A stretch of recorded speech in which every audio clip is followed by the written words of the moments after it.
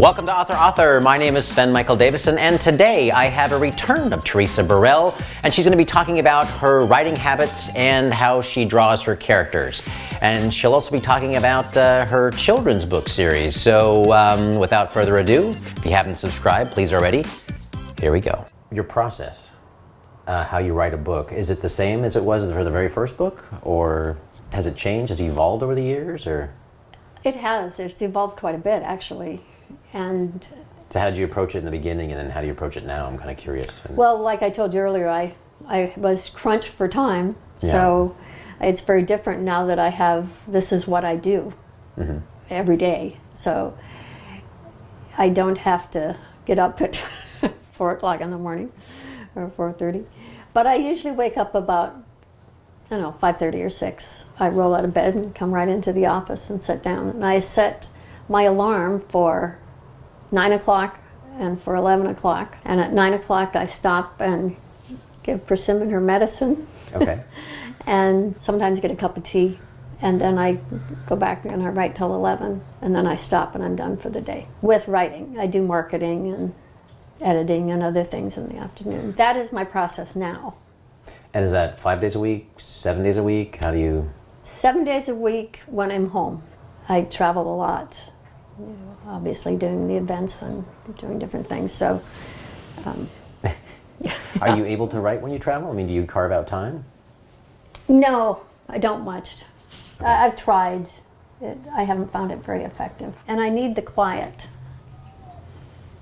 Nice stretch for Sven. As you can see, she's really old. Yeah.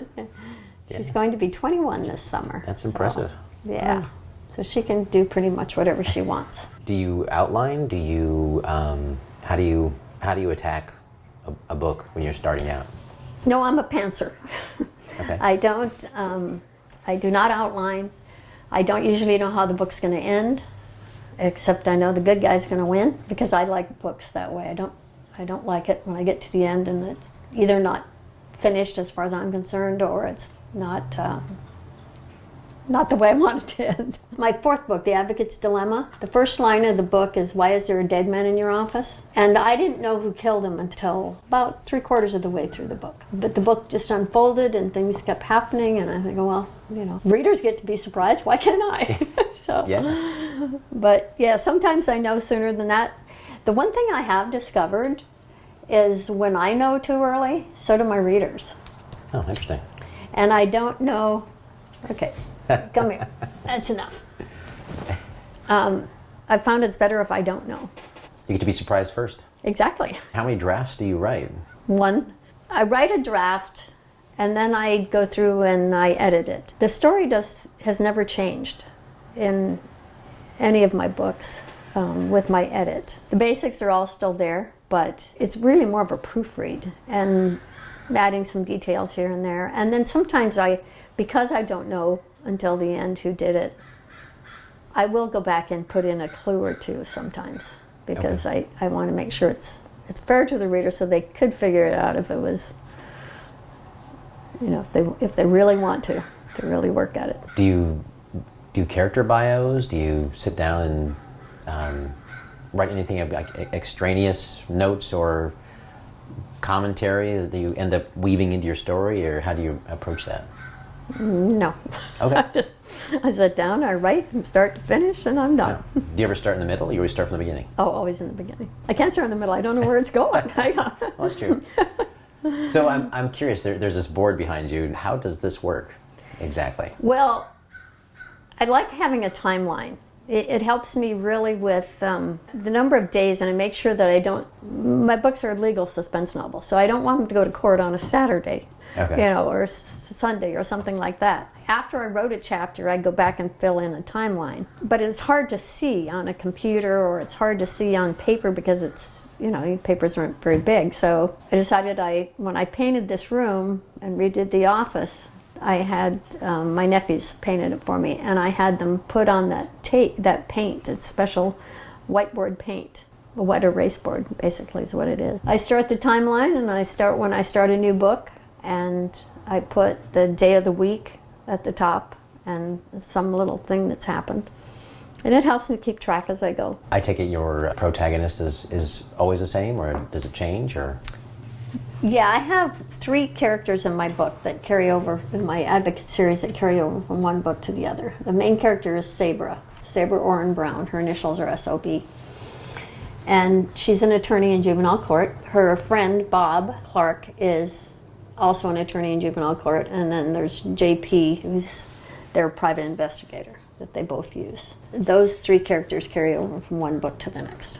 Okay. And I do keep like a character sheet that I just write down when I use something, because sometimes I forget what kind of car they're driving, Okay. or kind of gun JP has, or whatever. So I try to keep those things on a list. And now you're doing the entire alphabet, and you're on J right now. I'm working on it, yes. That's the plan. I didn't do that intentionally. I started out, the first book was The Advocate, and then when the publisher and I decided on The Advocate's Betrayal for the second book, I had a different publisher. So I had one publisher for the first book, and I had a different publisher for 2 and 3. But my publisher said, okay, we need a C word, because we already got this going. You had the A for The Advocate, Okay. and the Betrayal, so together we came up with The Advocate's Conviction. And that was how it started rolling. So now I did Dilemma and Ex Parte and Felony and Geocache and Homicides.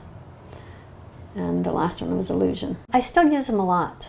Okay. There's so many bizarre things that have happened, and I did it for 12 years. So, and I also have a large family that has has their share of problems, and I've drawn on them as well. Okay. So every one of the books are inspired by something real. Is your main character anywhere remotely based on you, or no? My family thinks she is. Okay. I don't really see her as me, but she has had a lot of my experiences in court, particularly. So all the little things we did, and the crazy stuff that the attorneys would do in court that the public doesn't know about, and those things are all real. They're things that happened.